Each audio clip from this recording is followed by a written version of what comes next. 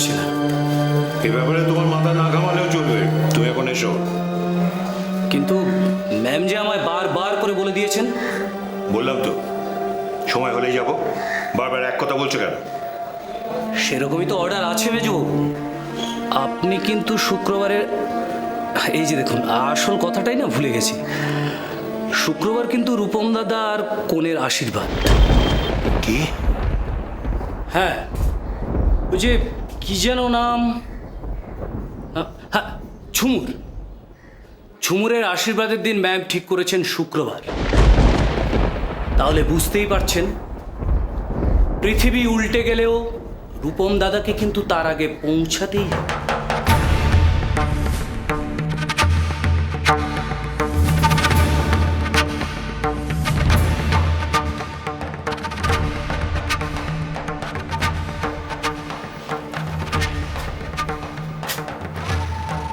সব ঠিক হয়ে গেছে? বিয়ের কার্ডও ছাপা হয়ে গেছে বোধ হয়। আশীর্বাদ হবে শুক্রবার। দাদা কিছু বলেননি? বিয়ের ব্যাপারে না, মানে এই আশীর্বাদটা কেন হঠাৎ এরকম তাড়াতাড়ি হচ্ছে, কি কারণ? অবশ্যই এসব তোমার জানার কথা নয়। বড়বাবুকে তো বিয়ের ব্যাপারে বেশ ব্যস্তই মনে হলো। মেয়ের বাড়ি থেকে কেউ এসেছে, মানে ওদের আত্মীয় স্বজন কেউ? মনে হয় না, আমি তো সেরকম নতুন কাউকে বাড়িতে দেখলাম না।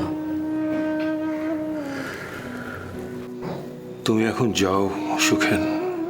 কিন্তু আমাকে তো আপনাদের নিয়ে যেতে বলা হয়েছে। আমাদের ফিরতে এখন দেরি আছে। কতদিন? রূপম দাদার আশীর্বাদ কিন্তু শুক্রবার। শুনেছি।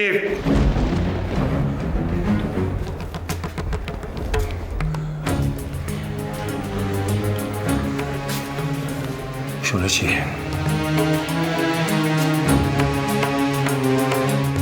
তাহলে মেজবাবু আপনি কবে ফিরবেন?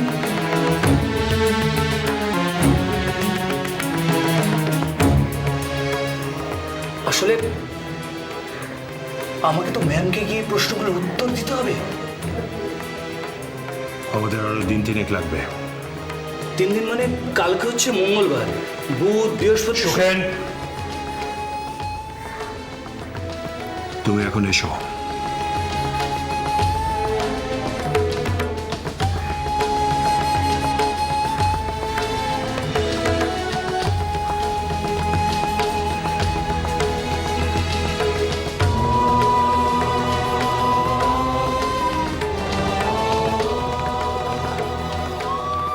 মেজবাবু, মামুনি যদি...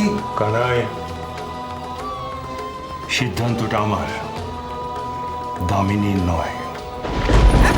পরের শাড়িটা আমি পরেছি,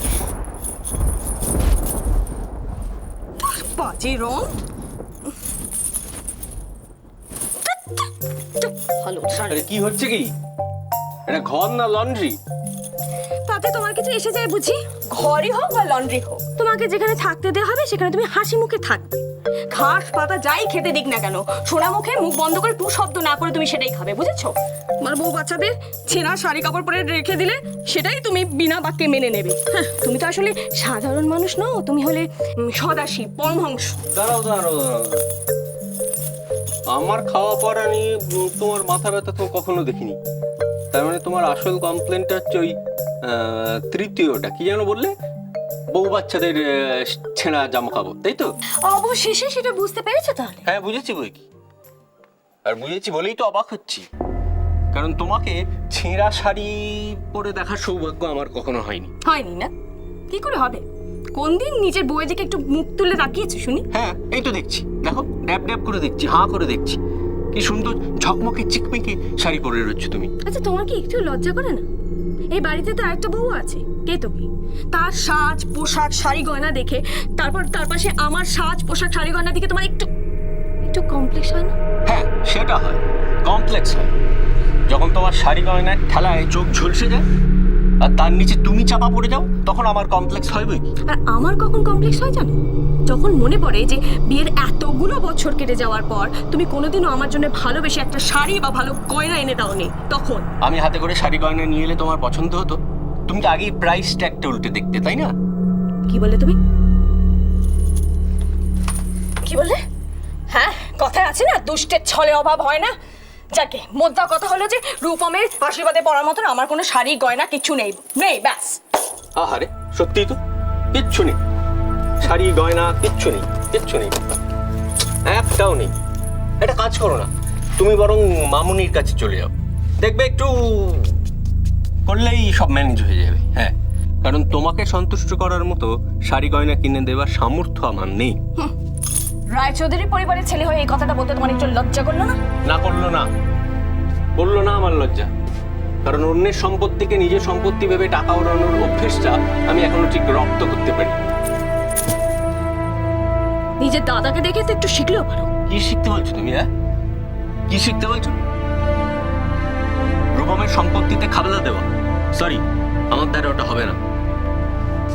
যদি নিজে কোনোদিন কিছু করতে পারি, সেদিন তোমায় শাড়ি গয়না কিনে দিয়ে সন্তুষ্ট করার চেষ্টা করবো।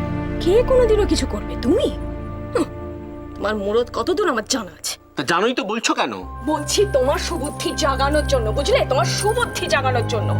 এই আলাদা কিছু করার দিবা স্বপ্ন না দেখে জেঠুমুনিকে গিয়ে দোকানে গিয়ে একটু তো সাহায্য করতে পারো তোমার দাদার মতন, নাকি তাও করতে পারো না? না, পারি না, তাও করতে পারি না, কারণ জেঠুমনির গুড বুকে থাকার কোনো ইচ্ছেই আমার নেই। আর হ্যাঁ, তার জন্য যদি তোমাকে ছেঁড়া শাড়ি পরে থাকতে হয় তাও ভালো।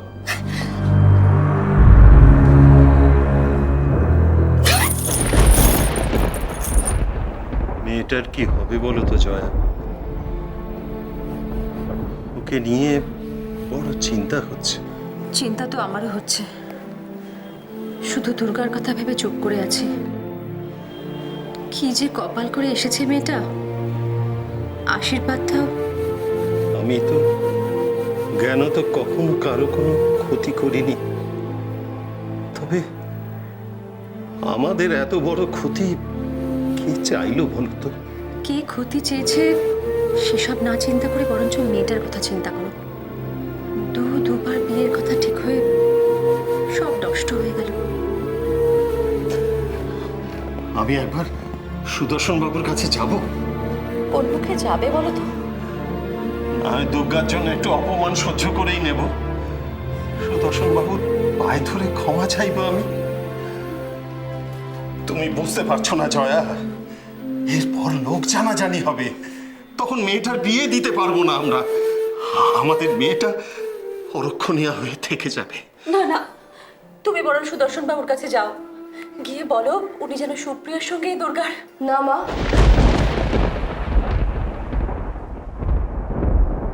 বাবা কোথাও যাবে না। অবুঝের মতো করিস না দুর্গা, একটু বোঝার চেষ্টা কর। সুপ্রিয়র সঙ্গে তো বিয়ে ঠিকই হয়ে গিয়েছিল, সুদর্শন বাবু নিজে সে প্রস্তাব এনেছিলেন। আমাদের দোষে সব গোলমাল হয়ে গেল। এখন ওখানেই যদি তোর বিয়ে ঠিক করতে না পারি। কিন্তু বাবা, আমার তো আশীর্বাদ হয়ে গেছে। মা দুর্গার সামনে উনি আমাকে আশীর্বাদ করেছেন। আমার তো অন্য কোথাও বিয়ে হতে পারে না।